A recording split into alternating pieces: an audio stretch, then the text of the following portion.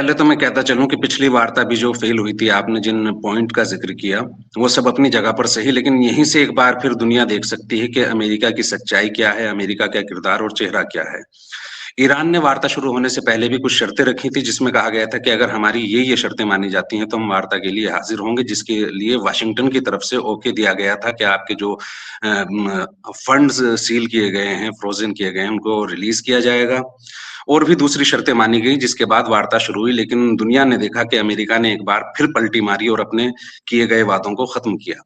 दूसरी बात रहे आपके यूरेनियम की, कि आपने जो यूरेनियम संवर्धित किया है वो अमेरिका को दिया जाए।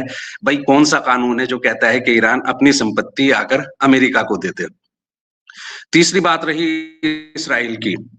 देखिए, एक बात मैं बहुत क्लियर करता चलूं, अभी तक अलबत्ता अमेरिका का रिकॉर्ड शुरू से ही यही रहा है, लेकिन अगर कोई इन पिछले 50 दिनों में भी देखे तो बहुत आसानी से समझ सकता है कि अमेरिका क्या है और ईरान क्या है।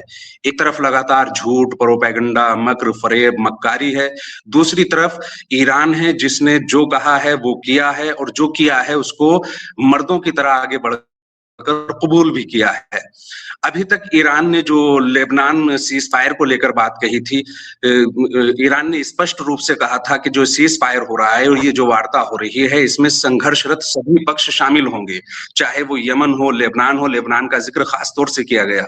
लेकिन अमेरिका और इसराइल में एक होड़ ये मची कि कहीं ना कहीं से ये संदेश जाना चाहिए, ये तासुर जाना चाहिए दुनिया के लिए कि लेबनान में जो सीज फायर हो रहा है उसमें ईरान का कोई रोल नहीं है, कोई इंटरफेयर नहीं है।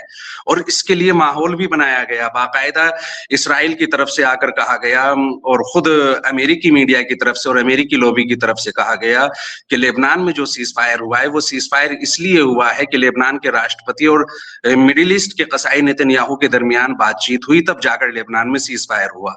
लेकिन अभी की लेटेस्ट रिपोर्ट ये है कि खुद इसराइली मीडिया चीख चीख कर कह रहा है कि साहब ईरान सच्चा था, ईरान सच्चा है। ये वर्ड है जो मैं आपको बता रहा हूं कि ईरान सच्चा था, ईरान सच्चा है। लेबनान सीज फायर के लिए ईरान ने जो कहा है सच वही है, यानी ईरान का जोर था, ईरान का प्रेशर था और ईरान की शर्तें थी, जिसकी वजह से लेबनान में सीज फायर हुआ।